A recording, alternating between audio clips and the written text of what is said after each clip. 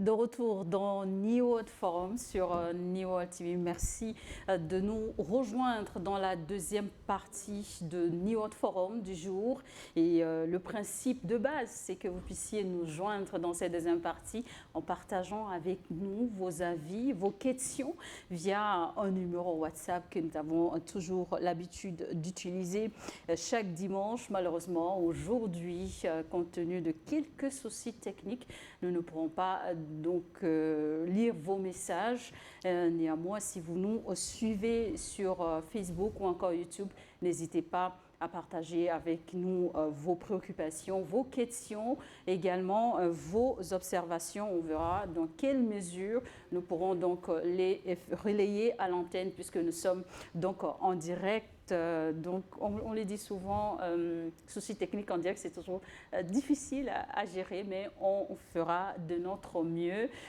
Merci en tout cas de votre compréhension et merci surtout de votre fidélité chaque dimanche à New World Forum. Sur ce plateau, donc, nous sommes en compagnie de Noureddine Didier Allo, journaliste et directeur général d'Africa Dev, ainsi que de l'ancien ambassadeur et journaliste Sogoyou Kegewe. Le débat du jour, pour ceux qui viennent de nous rejoindre, c'est donc le Niger où le CNSP a marqué le 26 juillet dernier 2 ans de gouvernance à la tête du pays. Quel bilan? Où va le Niger sous l'ère du CNSP? N'hésitez pas donc à laisser vos avis en commentaire. Pour l'instant, en attendant donc que la partie technique nous trouve une solution, nous allons poursuivre avec le débat sur le plateau. Didier Noureddine Allo, vous évoquiez donc cette ouverture du général Tchiani et son Premier ministre dans la formation du dernier gouvernement. Oui, tout à fait. Donc, quand vous regardez bien le gouvernement qui officie au Niger aujourd'hui, toutes les composantes de la société sont représentées. Et je crois que c'est un atout formidable parce que ça montre que le pays est ensemble et ça crée une certaine stabilité et moins de frustration. Je crois que c'est aussi le cas, je pense, si je ne me trompe pas, du Mali et aussi du Burkina Faso. Donc, c'est des exemples aujourd'hui que les pays de l'AES sont en train de montrer aux autres pays africains et qu'il est nécessaire de faire des gouvernements d'ouverture pour que vraiment tous les citoyens se sentent concernés par la gestion de l'État et la chose publique. Donc on peut dire que donc, ce gouvernement d'ouverture au niveau du Niger a peut-être aussi observé des recommandations des assises nationales de la refondation, un modèle à suivre, Excellence? Oui, mais c'est logique. Un gouvernement, tout le pays, tous les habitants du pays doivent se sentir représentés au gouvernement. Ce n'est pas l'Assemblée nationale, ça c'est autre chose. C'est les habitants qui élisent leurs députés ou leurs maires, leurs conseillers. Mais au gouvernement, où on les choisit, il faut quand même que le choix reflète toutes les couches de la population du pays. Et surtout, la jeunesse. Parce que si vous êtes ministre à vie et que vous présentez un gouvernement à la camerounaise où le plus jeune a 79 ans, les sénateurs à 90 ans, machin, ce n'est pas un bon exemple. Il faut injecter du sang neuf. En même temps, vous insistez sur la jeunesse, cette jeunesse à laquelle on reproche souvent un manque d'expérience en la chose politique. Non, on ne va pas jeter l'anathème sur toute la jeunesse parce qu'il y a 2 ou 3 têtes brûlées qui veulent brûler leur propre pays, c'est différent. Mais il y a des jeunes responsables, des jeunes travailleurs, des jeunes qui veulent construire leur pays. Ils sont dans le pays, ils sont aussi à l'extérieur, dans la diaspora. Mais Charlotte, tu n'imagines pas ce que la diaspora togolaise comporte comme hommes et femmes valables. J'ai été ambassadeur, j'en ai rencontré des gens de valeur, des jeunes. Et eux, ils ne travaillent pas pour brûler leur pays, non. Ils sont très compétents dans les domaines où ils sont. En Europe, là-bas, tu vas, ils occupent des places de conseil d'administration dans les grandes sociétés européennes, même en Allemagne. Il y a des gens de valeur, il faut les trouver. Et ils ont des idées neuves à apporter pour développer leur pays. Mais maintenant, si après un verre ou 2 joints, tu demandes qu'on brûle ton pays, c'est une autre histoire. Ça, c'est une autre jeunesse. Et on sait qui tire les ficelles de cette jeunesse. Ça ne nous intéresse pas. Ça ne nous intéresse pas.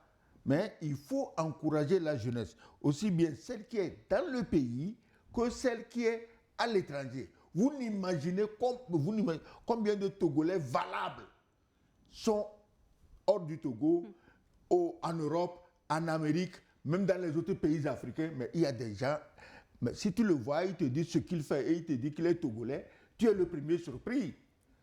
Tu es le premier surpris. Ils sont là. C'est à eux qu'il faut faire appel. Ils ont des choses à apporter pour leur pays.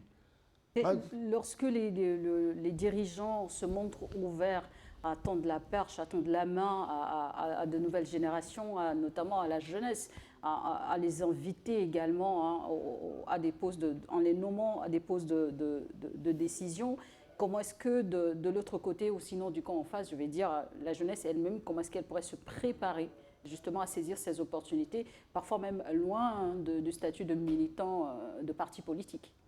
Oui, absolument. Et comme l'a dit l'ambassadeur, il y a beaucoup de jeunes très compétents dans nos pays en Afrique et même dans les diasporas. Et puis l'autre chose qui est assez saisissante, c'est que il n'est pas normal que dans un pays, que vous voyez des membres du gouvernement qui font 20 ans, 15 ans, 12 ans, comme si être au gouvernement était une carrière en tant que telle. Non, il faut... les gouvernements d'union sont des gouvernements qui sont des facteurs d'apaisement du climat social et de tension sociale. Donc, il faut... La formation d'un gouvernement se fait comme... On utilise la formation d'un gouvernement comme levier social, comme levier pour l'apaisement social. Ça aussi, c'est très important. Et je crois que ce que l'AES est en train de faire aujourd'hui, nous parlons du cas du Niger. Vous avez vu comment les jeunes sont représentés. Et il me semble que vous en connaissez même quelques-uns avec qui vous avez eu à mener la vie associative. Spécial au ministre de la Jeunesse du Niger. Tout à fait. Donc, aujourd'hui, le Niger a montré la voie. Et donc, les jeunes, il y en a qui ont des diplômes, qui ont bien étudié, qui ne demandent qu'à réinvestir leurs compétences dans la gestion de l'État. Mais si on a, on a une génération qui ferme la porte et qui est érigée comme un marbre, ça crée une conjonction et qu'à un moment donné, ça peut être utilisé contre justement la paix sociale. Donc, il faut que nos gouvernements fassent vraiment attention à ça. Ça, c'est le premier levier. Le deuxième levier, c'est le contrôle justement de l'action gouvernementale. C'est-à-dire que c'est bon de nommer des jeunes, c'est bon d'avoir un plan stratégique de développement, d'avoir une feuille de route, mais lorsqu'on nomme, et quel est le travail qui est fait? Est-ce qu'il y a un moyen pour contrôler? Est-ce qu'il y a un moyen contre la corruption, etc. Quand quelqu'un fait mal, est-ce qu'il est sanctionné? Quand un responsable qui est nommé, quand il fait mal, est-ce qu'il est sanctionné? Donc il faut des sanctions, parce que si les gens sont au courant qu'ils peuvent simplement détourner de l'argent ou ils peuvent mal travailler et que le fait d'être membre du parti ou qu'on a une relation privilégiée avec l'autorité, que ça suffit et qu'on ne soit pas sanctionné, alors c'est dangereux pour la paix sociale. Donc aujourd'hui, ce que le Niger a fait, c'est intéressant et ça peut être érigé comme un cas d'école pour beaucoup d'autres pays. Des profils compétents, vous en avez rencontré durant votre carrière d'ambassadeur. J'en ai vu plein. Mais est-ce que les jeunes eux-mêmes, est-ce qu'ils s'intéressent à la chose politique? Déjà, quand on observe que pendant les élections, cet engouement qu'on ne voit plus d'habitude, est-ce que ça ne commence pas déjà par là? Non. J'ai parlé des jeunes de la diaspora et j'ai parlé des jeunes qui sont au pays. Vous pouvez trouver au Togo des jeunes valables, capables pour former 100 fois le gouvernement togolais. Ils sont là. Et maintenant, s'il y a des domaines précis, pointus, et qu'on n'a pas sur place, on va dans la diaspora, on les trouvera. Un ingénieur qui travaille chez Siemens en Allemagne, par exemple, si on lui dit non, on veut maintenant un data center, on veut faire des choses pour ton pays, il faut venir. Indépendamment même de combien il peut gagner, il est fier de venir faire des choses pour son pays. C'est différent. Donc, les jeunes, ils sont là. L'habitude, l'argument mensu qu'on leur assène sur la tête, ah, il n'a pas d'expérience. Mes amis, si vous ne le mettez pas à l'œuvre, comment va-t-il avoir l'expérience? Montrez-nous l'école de l'expérience. Dites-lui que bon, si tu veux être nommé ministre, il te faut l'expérience. À Djarapanga, il y a une école où on prend l'expérience. Justement, l'expérience peut être aussi ce mécanisme de mentorat. Les devanciers, comment est-ce qu'ils considèrent cette question? S'il n'a pas d'expérience, le ministre sortant n'a qu'à l'encadrer. Or, le ministre sortant ne veut pas sortir. Donc, pour l'encadrer, il va essayer plutôt de le noyer pour prouver que on vous avait dit que les jeunes là ne valaient rien, voilà ce que vous avez amené. Il faut les mettre. Il faut les mettre. Mais non, je pense que un ministre, ce n'est pas quelqu'un qui forcément est celui qui accomplit les tâches. Voilà. Un ministre est là pour, dans des domaines et des secteurs précis pour exécuter, pour mettre en œuvre quel est le plan de développement tracé par le chef de l'État. Donc lui, il est là pour suivre donc, le travail dans ce secteur. À partir de ce moment, et ce n'est pas pour rien qu'il est entouré, qu'il a des fonctionnaires, qu'il a des conseillers, qu'il a un cabinet. Donc, et c'est ça justement. On fait souvent une tergiversation sur les ministres, mais on ne parle pas souvent de l'entourage, c'est-à-dire du personnel technique et d'appui. Là aussi, il faut des gens très qualifiés. Donc, le poste de ministère ne peut pas être le seul poste qui soit convoité. On peut servir son pays autrement sans être ministre. Aujourd'hui, si je prends nous, notre cas personnel, nous officions dans un cabinet. Nous avons un cabinet qui a de l'expertise dans la transformation sociale. Donc, on n'est pas obligé d'être membre du gouvernement, mais à travers nos compétences, nous pouvons apporter un appui. Et même vous, aujourd'hui, Madame Charlotte, vous avez des compétences que vous pouvez mettre au service de la nation, comme vous êtes en train de le faire. Et puis, il peut y arriver qu'on vous sollicite pour vous occuper de telle ou telle chose dans tel ou tel domaine. Je pense que c'est ça. On n'est pas obligé d'être tout ministre. Attends. On n'est pas obligé d'être tout ministre, ça c'est vrai. Non, le problème c'est quoi? C'est que conseiller du ministre là, souvent c'est que tu es là, tu déranges les gens, on se gratte la tête, mais celui-là, où est-ce qu'on va le caser pour qu'il nous laisse en paix? Ah bon, il faut le nommer ministre, conseiller de tel ministre. Le ministre est averti qu'on t'a mis là-bas pour se débarrasser de toi. Donc tu peux attendre 10 ans, il ne te demandera jamais un conseil. Est-ce que tu comprends? Je te dis ce qui se passe. Hein. Je n'invente pas, ce n'est pas une vision de l'esprit. Le ministre sait qu'on t'a amené là-bas pour se débarrasser de toi. Donc lui, il ne te demande pas de conseil. À la limite, c'est lui qui va te conseiller. Comme dirait mon ami Azako, conseiller avec ça. Ça dit qu'on écrit le mot conseiller. Si tu es conseiller, c'est avec R à la fin, non? Mais maintenant, si c'est conseiller avec accent aigu, ça veut dire que c'est toi qui es conseiller, c'est pas toi qui conseille. Est-ce que tu comprends? Malheureusement, dans beaucoup de cas, c'est conseiller avec accent aigu à la fin. Donc, les conseillers, ils ont beau être compétents, avoir de l'expérience, ça ne sert à rien pour le ministre qu'on a ramassé dans le quartier, qu'on a nommé ministre pour raison de calcul ou d'alliance politique. D'abord, quand lui arrive, il se dit, mais si toi tu connaissais quelque chose, pourquoi on ne t'a pas nommé, lui on l'a nommé? Voilà comment les gens raisonnent. Ça pose un problème. Et ça pose de sérieux problèmes. Oui. Si tu étais servi à quelque chose, mais on t'aurait nommé, non. Moi, on m'a nommé parce que je suis intelligent. Tu vas dans le bureau d'un ministre, il se cale dans son fauteuil, il te dit, je suis très intelligent, hein. Le ministre te dit ça.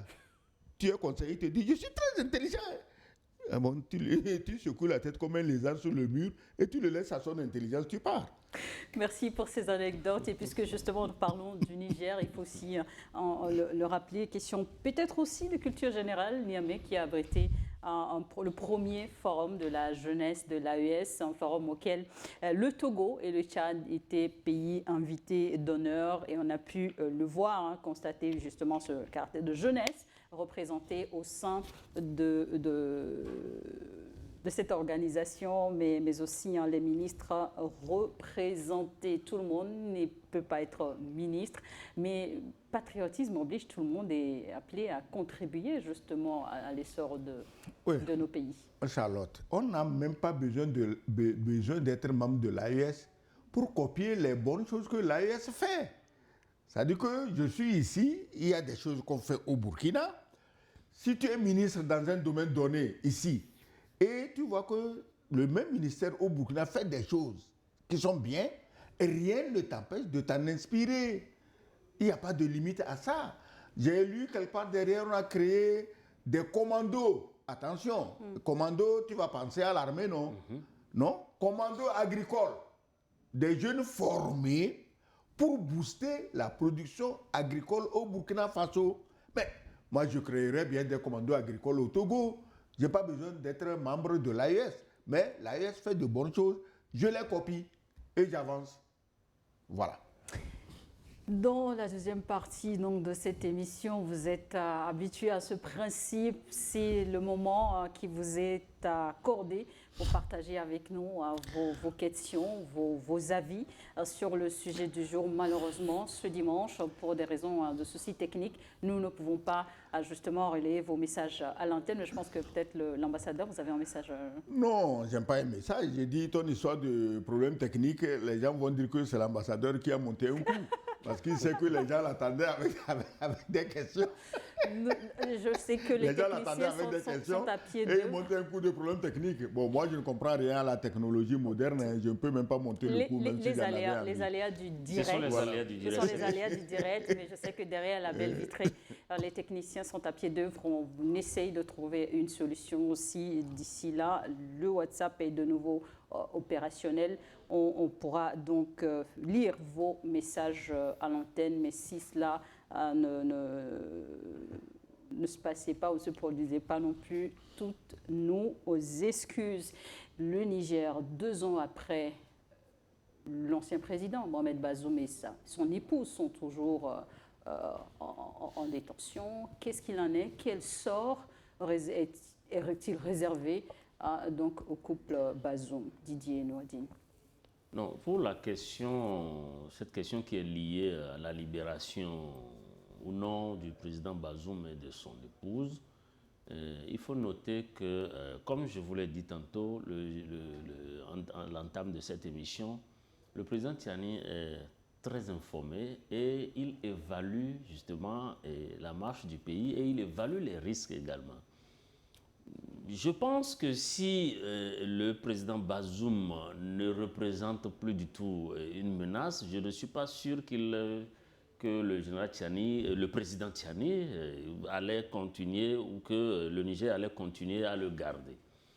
Mais vous n'êtes pas sans savoir quand même qu'aujourd'hui, il y a beaucoup d'anciens collaborateurs du président Bazoum qui sont à l'extérieur et qui continuent justement d'en appeler au renversement du Niger, au renversement de l'État, et qui sont dans une logique de guerre communicationnelle pour essayer pas seulement de dénigrer, mais à la moindre occasion, qui cherchent toujours à renverser. Donc je pense que tant que le risque existe, il serait difficile d'aller dans le sens d'une libération. Mais je pense que son humilité a été levée et que tout est une question de timing et d'évaluation justement des risques liés à la sécurité intérieure du pays. Donc je ne pense pas qu'il est gardé parce qu'on a envie de le garder. Il est gardé pour des raisons bien précises. Moi, je dirais que c'est Bazoum qui est gardé. Quand on dit Bazoum et sa femme, c'est Bazoum qui est gardé. Tout à fait. Et la femme, elle a la latitude en épouse exemplaire, se dit, bon, je ne peux pas partir laisser mon mari dans les difficultés. C'est bien ça. Nous la félicitons pour ce courage et nous la félicitons pour cette fidélité. Parce que ce n'est pas toutes les femmes qui auraient réagi de la même manière. On voit comment des femmes n'hésitent même pas à vendre leur propre mari pour le pouvoir ou pour l'argent.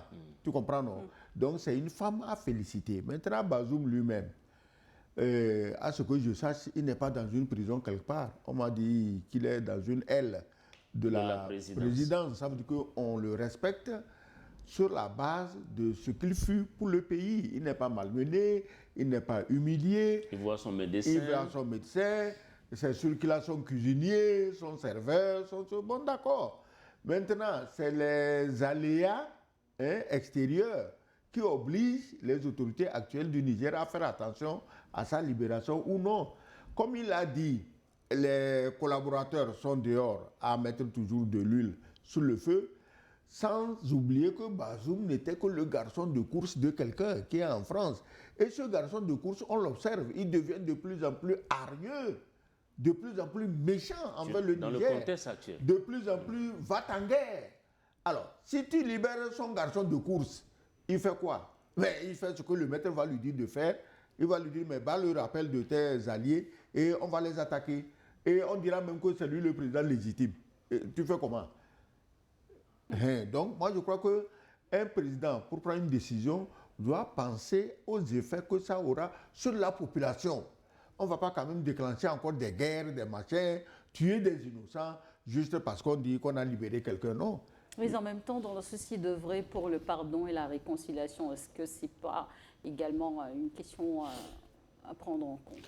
Non, je pense que la question, quand on parle de pardon, de réconciliation, et au fond de tout ça, il y a la question sécuritaire. Il y a le risque que le pays ne bascule vers une autre dimension qui n'est pas souhaitable. Et c'est ça, justement, la question du président Bazoum, c'est une question très délicate et qui a directement lien avec la stabilité du pays.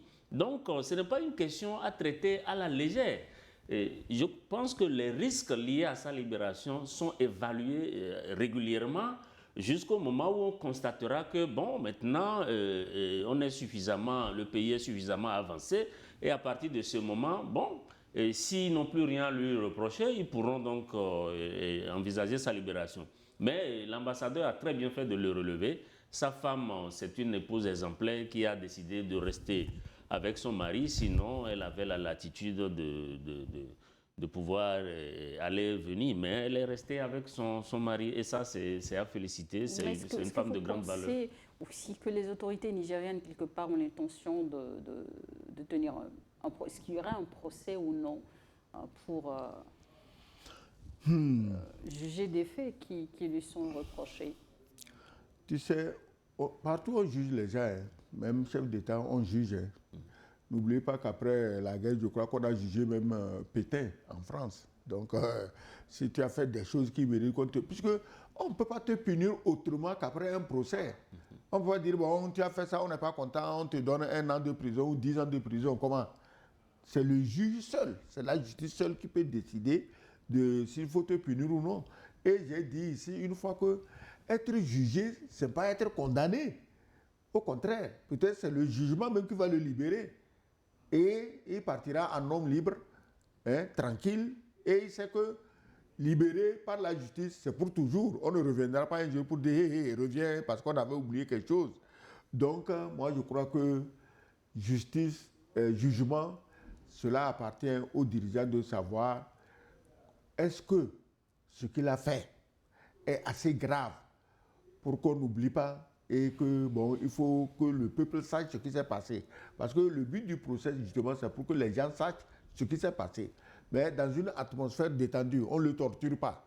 Donc, il a ses avocats, la partie civile a ses avocats, et puis bon, on cause entre avocats. Oui, sur le jugement ou non du président Bazoum, la question a été très clairement évoquée et qu'à un moment donné, le gouvernement du Niger a levé son humilité. C'était pour qu'il puisse répondre devant les juridictions. Mais vous savez qu'un chef d'État ne se juge pas à la va-vite comme ça. Il faut mettre en place des instruments qui sont qualifiés, un tribunal qui est outillé et qui est recommandable pour exécuter, pour faire ce genre de procès.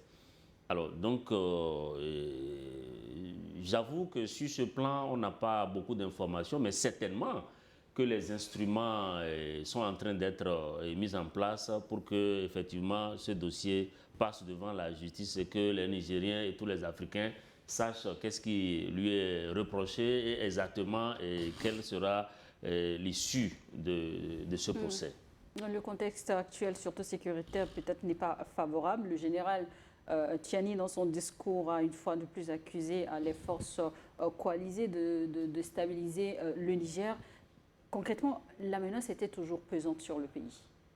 À quoi? De déstabilisation. Bien sûr, c'est exactement ce que le président Tiani a dit. Il a dit que très clairement, la menace n'est pas terminée. Et cette menace, elle revêt plusieurs formes.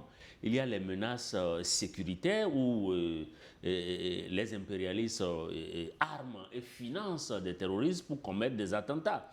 Et l'ampleur justement du travail à faire, plus la communication des impérialistes, tout ça combiné fait qu'on a l'impression que ça n'avance pas. Mais si vous travaillez de plus près dans le dossier, vous savez très bien que les pays de l'AES sont en train d'engranger des victoires extraordinaires. Ça, c'est la première chose. La deuxième aussi, c'est qu'aujourd'hui, le président n'a pas voulu aller mentir aux Nigériens. Il leur a dit clairement que la menace, elle existe. Et l'autre forme de la menace, c'est le sabotage, justement, à travers l'instrumentalisation d'un certain nombre utiliser l'argument souverainiste pour justifier l'état actuel du pays, est-ce que ce n'est pas aussi une stratégie pour, quelque part, camoufler ou cacher des échecs? L'argument souverainiste. Le souverainisme n'est pas un simple argument. C'est l'essence, la raison d'être d'un pays, d'être souverain. Donc, quand tu dis argument, là, c'est comme si on a tiré quelque chose par les cheveux, ce n'était pas valable, mais on essaie de... Non. Vivre souverain pour un État est une question de vie ou de mort. Et pour prouver que les impérialistes sont toujours dans la course à la violence, tu as vu récemment un communiqué du Mali, je crois, où on a saisi des équipements. C'est terrible, hein? Et des équipements militaires, une cargaison importante. Une très grande cargaison, équipements militaires, parce que le pays qui est toujours affamé, tant qu'il ne boit pas le sang des Africains, a encore regroupé ces terreaux, c'est-à-dire ces mercenaires, et on devait leur amener ces équipements, et avec ces équipements, ils vont encore se lancer à l'attaque. Et quand ils vont attaquer, on va dire quoi? On va dire non, que justement, depuis que les militaires sont là, il n'y a pas de sécurité. C'est-à-dire que les gens se prévalent de leur propre agressivité, leur propre turpitude pour accuser d'autres pays. Pendant ce temps, eux, ils sont assis chez eux tranquilles. Ah, la Russie veut nous attaquer. Mais eux, ils attaquent. On ne dit rien. Mais la Russie n'a jamais attaqué personne. La Russie veut nous attaquer. Bon. Et vous qui nous attaquez, pourquoi on ne dénonce pas ça? Pourquoi on ne dénonce pas ça? Donc, les problèmes de souveraineté, d'indépendance dans les pays du Sahel sont des problèmes récurrents à ne pas négliger, parce que s'il y a la moindre faille et qu'ils profitent de ça, tous les sacrifices consentis jusqu'à ce jour vont tomber à l'eau. Voilà. Vous voulez rebondir? Oui, tout à fait, pour dire que la menace, elle n'est pas que physique ou que terroriste. Elle revêt plusieurs autres formes telles que les embargos, telles que l'instrumentalisation des organisations internationales et même sous-régionales pour pouvoir avoir de l'emprise et ralentir la marche des pays de l'AES vers leur libération et leur développement. Donc, sur cet aspect, l'AES a très bien compris les enjeux et c'est pour ça que le président Tiani ne cesse justement de dire à son peuple: attention, ce n'est pas fini. Ils sont toujours là, et compte tenu des renseignements et des manœuvres de l'ennemi, il attire leur attention sur justement ce qui tend à déstabiliser le pays sur tous les plans. En matière de politique étrangère, on va parler un peu de diplomatie. Selon vous, est-ce que le général Tiani a réussi à instaurer un certain consensus ou une légitimité internationale? Sur le plan international, il n'y a aucun problème, puisqu'on est en train d'envoyer tous les jours des émissaires du genre, non, on va refaire la coopération, cette fois-ci on sera juste. C'est-à-dire une histoire de dire que, bon, nous-mêmes on sait qu'on était injuste, donc on va reprendre la coopération, on va être plus sincère, histoire de dire qu'on n'a jamais été sincère, hein, qu'on n'était que des voleurs de tous les jours pendant un siècle, et que, qu'est-ce qui va vous amener à être plus sincère? Alors qu'actuellement, vous êtes plus affamés que jamais, et vous avez plus que jamais besoin de nos matières premières. Ce n'est pas aujourd'hui que vous allez faire moitié-moitié avec nous. Vous nous aviez fait 80 centimes d'euros pour 1 kilo d'uranium. si on vous laisse revenir, ça sera 1 ou 2 centimes d'euros pour 1 kilo, parce que vous avez besoin de ça pour votre survie. Voilà. Qu'est-ce que vous en pensez sur la question sur la scène internationale? Comment analysez-vous l'image aujourd'hui du général Tiani? Oui, c'est vrai que beaucoup d'analystes ou même des Nigériens ont tendance à dénoncer ce qu'ils appellent l'isolation diplomatique du Niger.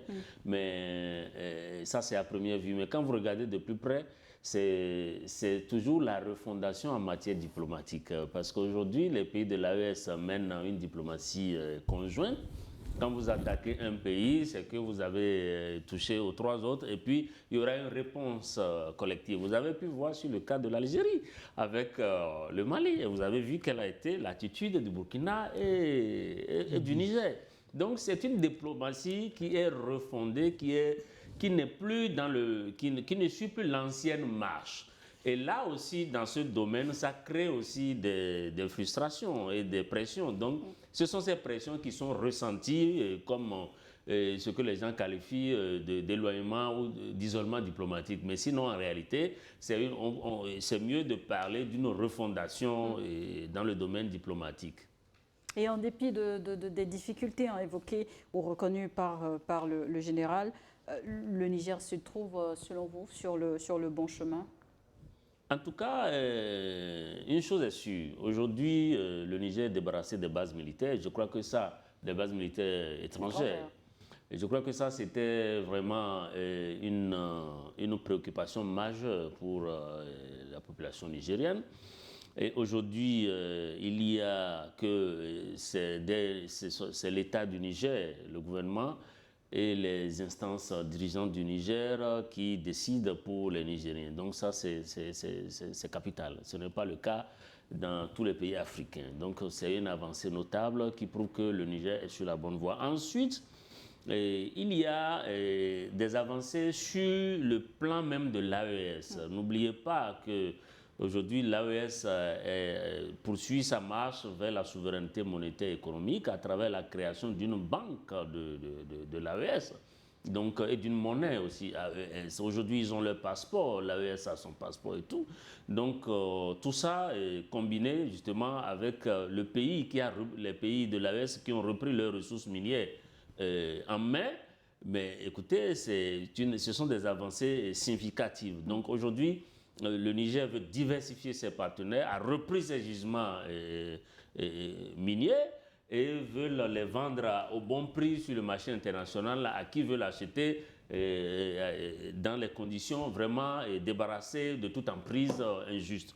Et puis, il y a un projet très important que le pouvoir de Niamey est en train de lancer, c'est la grande irrigation du Niger. Parce qu'aujourd'hui, voilà, c'est une irrigation qui touche pratiquement les 8 régions qui est prévue. Donc, et qui va aller justement vers l'autosuffisance alimentaire. Et l'irrigation, c'est une technique qui est bien adaptée, bien pensée pour les pays comme le Niger. Parce que vous savez que le Niger n'est arrosé que de quelques gouttelettes d'eau.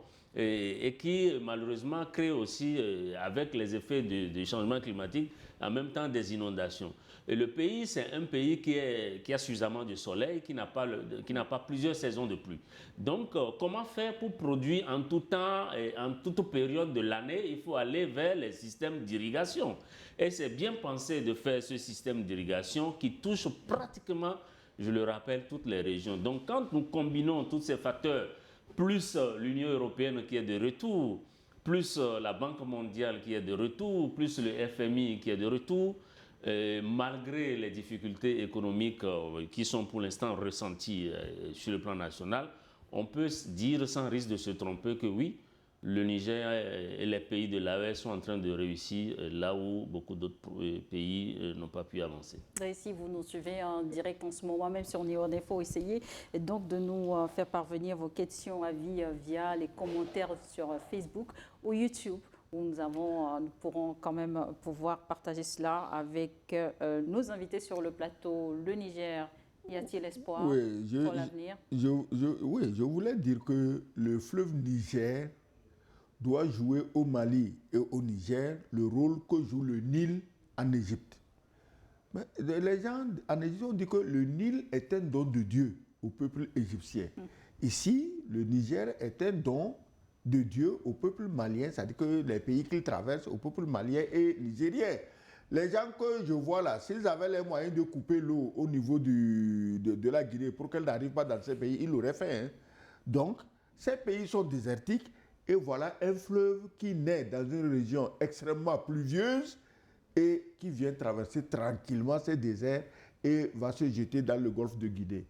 Ils ont tout, les Nigériens. J'ai dit ici tantôt que si le président Tiani invoque les prières pour avoir assez de pluie, c'est en attendant qu'il lance des projets d'irrigation de grande envergure pour qu'il puisse désormais produire sans avoir à attendre que la pluie tombe. Donc moi, je crois que c'est une question d'un long travail, d'un grand travail. Le Niger, le général Tiani, il ne va pas faire comme Churchill pendant la Deuxième Guerre mondiale. Il ne va pas promettre le sang, la sueur et les larmes. Il peut à la limite promettre la sueur parce qu'il faut beaucoup travailler.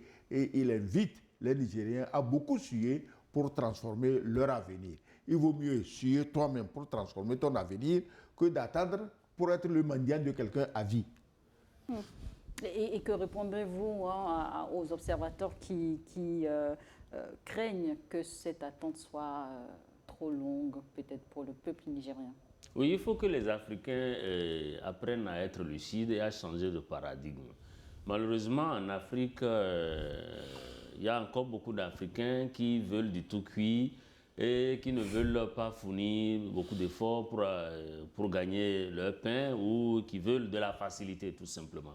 Les pays de l'AES sont dans une marche qui est lente, qui est difficile, mais qui au bout de l'effort donnera un résultat vraiment très intéressant et qui permettra aux autres pays de constater ce que le Niger peut faire. J'avais déjà donné un exemple dans cette émission, c'est les mauvais pronostics de l'ancien Premier ministre Ougou Moudou qui dit qu'au-delà de 3 mois, que le Niger allait disparaître. Bon, 2 ans après, le Niger est bien là et quand vous allez au Niger, malgré, je le rappelle, les difficultés, les pressions économiques et tout, et le Niger est bien là et que vous ne voyez pas des Nigériens affamés. Ce n'est pas la Somalie d'entre-temps. Donc, les gens ressentent les pressions économiques, mais ils sont là et c'est important. Et c'est la preuve que nous pouvons vivre en Afrique avec les ressources dont nous disposons sans tendre la main. Et aujourd'hui, c'est cette rupture avec la politique qui auparavant dans le pays, qui est une politique de main tendue vers l'extérieur. Et c'est ce genre de choses qui est corrigé aujourd'hui par le président Tiani. Et donc, il faudrait que les Africains comprennent que c'est au bout de l'effort qu'on arrive à aller vers un développement harmonieux et sincère. Donc, il n'y a pas question, il n'y a pas fatalité, il n'y a pas question de se décourager. C'est difficile, mais il faut avancer. Et c'est l'essentiel du message du président Tiani. Moi, je crois que les Nigériens souffrent du fait de tous les problèmes qu'on a soulignés. Mais rappelons-nous quand même qu'avant ces problèmes, les Nigériens souffraient aussi. Ce n'était pas encore Dubaï ou Qatar.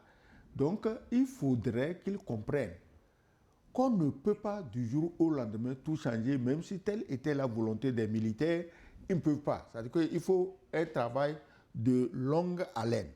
Nous allons les encourager à tenir bon. J'ai cité ici des peuples qui ont mené des révolutions. Mais la Chine a connu des famines bibliques. Au temps de Mao, avec la longue marche et la révolution culturelle, des famines bibliques. Aujourd'hui, tout le monde court à Pékin. Le Vietnam, même la Russie, ils ont connu des situations indescriptibles. Mais comme nous, les Africains, nous sommes habitués à la facilité, ou nous voulons toujours la facilité, les ennemis impérialistes parient sur cette tendance à être trop vite fatigués et leur disent « Ah, vous souffrez trop, on va venir encore vous aider ».